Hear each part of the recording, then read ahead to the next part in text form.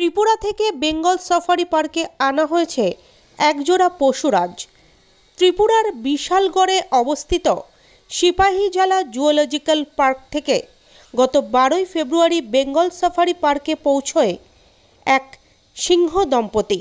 অভিযোগ, সাফারি পার্কে আসা সিংহীর নাম রাখা হয়েছে সীতা, সিংহের নাম রাখা হয়েছে আকবর।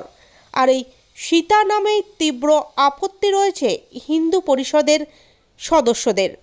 তাই তারা সীতা নাম বদল চেয়ে শুক্রবার জলপাইগুড়ি স্থিত কলকাতা হাইকোর্টের জলপাইগুড়ি সার্কিট বেঞ্চে রাজ্যের বিরুদ্ধে মামলা দায়ের করেছেন। বিশ্ব হিন্দু পরিষদের জেলা সভাপতি দুলাল চন্দ্র রায় বলেন, বেঙ্গল গভর্নমেন্ট নিয়ে আসে, সেখানে আমাদের হিন্দু সনাতনী ধর্মের উপর আঘাত দিয়ে এবং হিন্দু সংস্কৃতিকে বিকৃতি করে উনি সীতা নাম রাখলেন কেন? আমাদের আপত্তি এটাই যে উনি যা খুশি রাখুক, কিন্তু আমাদের সীতা নাম পশুর ক্ষেত্রে প্রযোজ্য নয় এবং বেঙ্গল লাইভ অ্যানিমেলের কোথাও অভিধানে এ ধরনের আমরা আজ পর্যন্ত ভারতের ইতিহাসে আমরা দেখিনি। তাই এটা আমরা ঘোর আপত্তি করছি।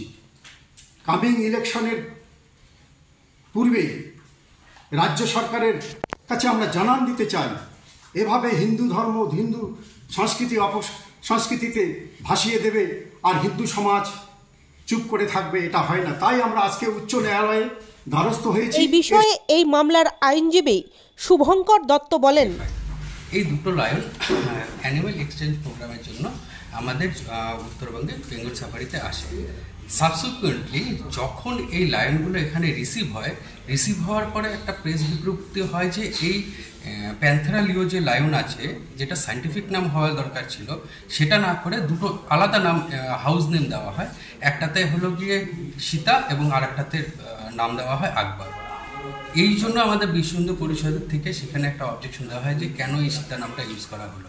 সীতা আমাদের ধর্মীয় ভাবাবেগের জন্য আছে, সেই নামটা ইউজ যাতে না করা হয় এবং নামটা যাতে চেঞ্জ করা হয়, সেই জন্য অথরিটির এগেনস্টে আমরা আজকে হাইকোর্টে পিটিশন ফাইল করেছি।